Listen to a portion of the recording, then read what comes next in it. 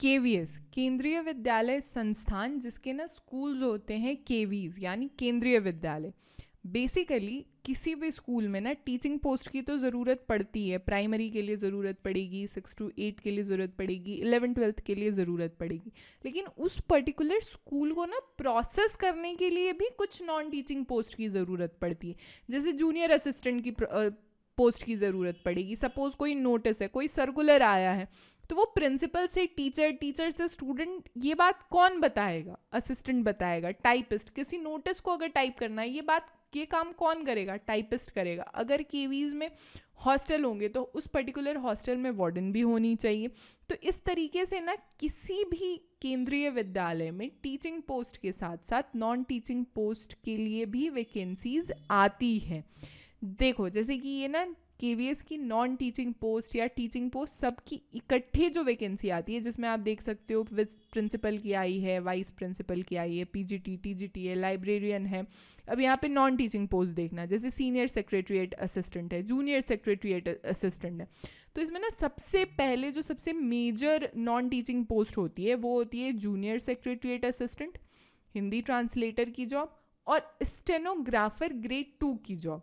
जिसके रिगार्डिंग अभी हम शुरू करते हैं जूनियर सेक्रेटरीट असिस्टेंट के साथ, कि इसका पेपर स्ट्रक्चर कैसे होता है, कैसे वैकेंसी आती है, ये सारी बातों को हम समझते हैं। इससे पहले किसी भी तरीके का कोई डाउट है तो अभिलाष सर खुद हर 4th संडे को वेबिनार मीट करते हैं, जहाँ पे सर टीचर एडुकेशन फील्ड के रिगार्डिंग चर्चा करते हैं, कैसे वैकेंसी आती है, चाहे वो केवी हो चाहे वो एनवीएस हो, इसमें सर चर्चा करते हैं। इसके रिगार्डिंग आपको अपडेट हमारे टेलीग्राम ग्रुप पे भी मिलती रहेगी, डेली बाइट्स एडुकेशन। और कुछ अगर आपको नहीं समझ में आ रहा ना, तो व्हाट्सएप ग्रुप का जो लिंक है ना, वो हमारे डिस्क्रिप्शन बॉक्स साथ ही में कमेंट में भी पिन्ड है। तो आप हमारे टेलीग्राम ग्रुप और व्हाट्सएप ग्रुप को ज्वाइन कर सकते हो for any clearance of doubt. ठीक है, यहाँ तक चर्चा। अब थोड़ा सा ना मैं आपको सबसे पहले समझाती हूँ क्वालिफिकेशन क्या चाहिए, क्या एलिजिबिलिटी क्राइटेरिया होनी चाहिए junior assistant, junior secretariat assistant के लिए। देखो यहाँ पे आप समझना थोड़ा सा। सबसे पहले एसेंशियल क्या मांगा गया है कि आप 12th पास होने चाहिए। ठीक है, आपकी टाइपिंग स्पीड होनी चाहिए 35 वर्ड्स पर मिनट, या फिर तो इंग्लिश में, अगर आप हिंदी में टाइप करते हो तो 30 वर्ड्स पर मिनट। आपकी ना हिंदी में वर्किंग नॉलेज होनी चाहिए, और कंप्यूटर एप्लीकेशंस कैसे काम करता है इसका भी नॉलेज आपके पास होना चाहिए। तो ये जो एलिजिबिलिटी क्राइटेरिया है ना, ये आप अगर फुलफिल नहीं करोगे तो आप वैकेंसी को फिल नहीं कर सकते हो। ठीक है, तो ये आपको चेक करना होगा।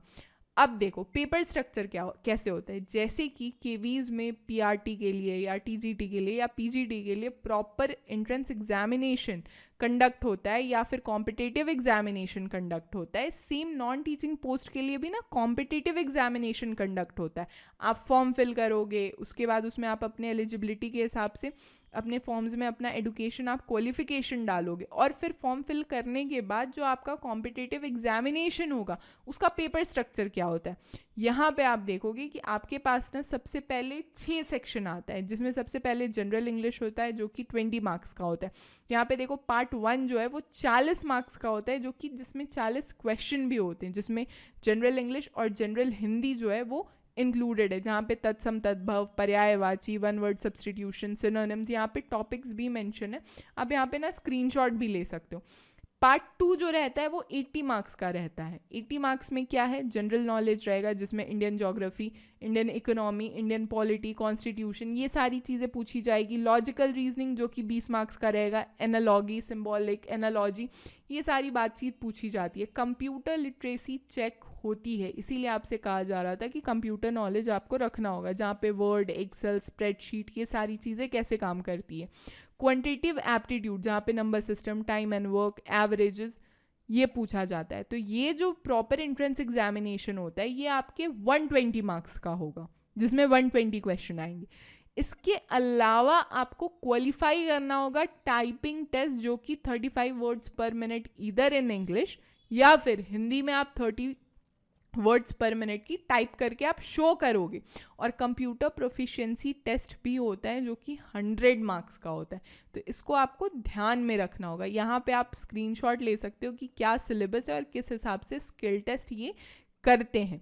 इसके अलावा फॉर एनी डिटेल्स आप हमारे वेबसाइट पे विजिट कर सकते हो www.delhibytes.in, या फिर आप हमारा एप्लीकेशन भी डाउनलोड कर सकते हो daily bytes from the Google play store. हमारे सारे सोशल मीडिया के लिंक्स नीचे डिस्क्रिप्शन बॉक्स में अवेलेबल हैं। किसी भी तरीके का कोई भी डाउट है ना तो you can text us on Instagram, Facebook या किसी भी अदर सोशल मीडिया प्लेटफॉर्म पर। We are available over there. Do subscribe daily bites. Thank you so much. God bless you all.